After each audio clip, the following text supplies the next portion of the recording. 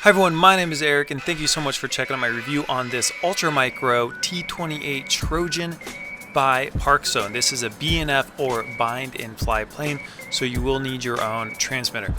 I'm going to go over the controls. I'm going to show you guys how easy this thing is to fly with one camera on my controls and one on the airplane.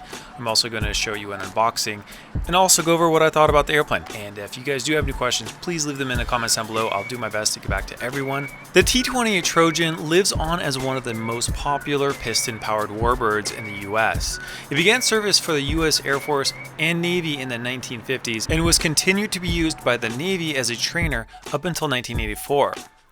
This plane is a great step up from a 3-channel plane because it's easy to fly and its lightweight makes it more resistant to braking.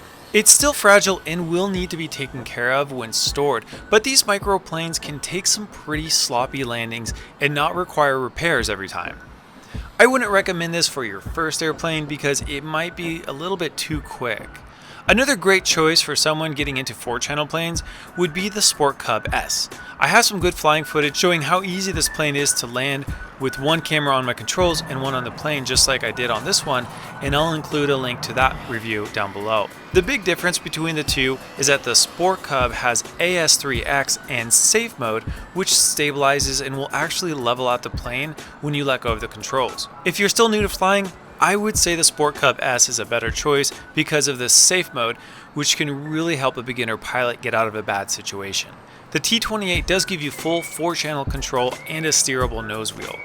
I like landing the airplanes with a front wheel instead of the tail dragger because they tend to flip less. This one flies extremely well for an ultra micro plane. I thought it would be difficult to fly since this one doesn't have AS3X to help stabilize it, but I was very surprised at how well it handled both calm and windy conditions. This is due to its dihedral wings. Dihedral wings will increase a plane's stability and decrease its roll. Dihedral wings are basically wings that have that slight upward angle to them. The way it works is when one wing dips down, it will actually generate more lift, pushing it back up, keeping the plane stable. Most aerobatic planes and fighter jets will have straight wings, like the UMX F-16, which I also reviewed. This will give them more performance, but make them harder to fly. The T-28 will still do rolls and loops, but it becomes unstable when flying upside down. So make sure you have plenty of altitude if you're doing aerobatics. The wings have a pretty large curve in them, which creates a lot of lift, so when you're doing rolls, get some speed and then point the nose up before you do the roll and expect some loss in altitude. Now the power isn't overwhelming, but the plane is light enough to climb pretty fast. The power to weight ratio is good, and even at full throttle, the torque from the propeller isn't that bad. One of the first planes I tried to learn on was a Spitfire, and the torque caused the plane to roll to the left and stall and crash. I never really got a chance to fly it. One of my favorite things about the T-28 Trojan is its slow flight performance. Stalls are very gentle, predictable, and easy to recover from, unlike a lot of other warbirds and jets. The ailerons on the wings are big, allowing for good control at slow speeds.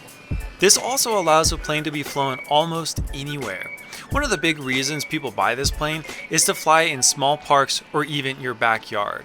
The slow flight performance on this thing is really good. The convenience of being able to fly this small plane in a much smaller area has made me a better pilot because I get a lot more opportunities to fly. Plus the extra batteries are small and affordable at around $5 a piece.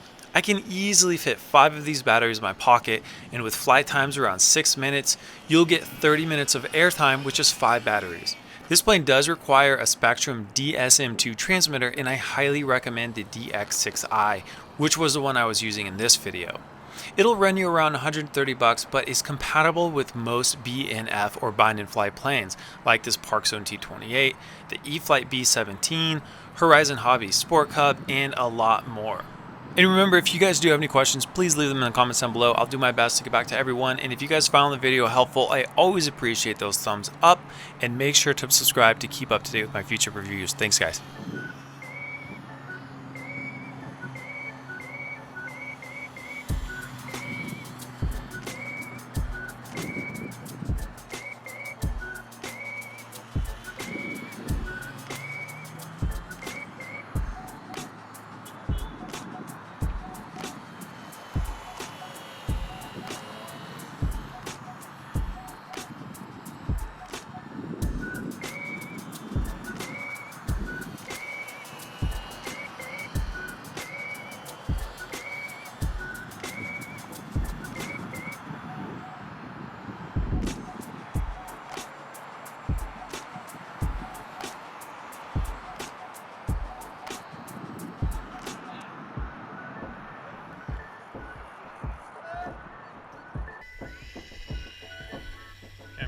little bit of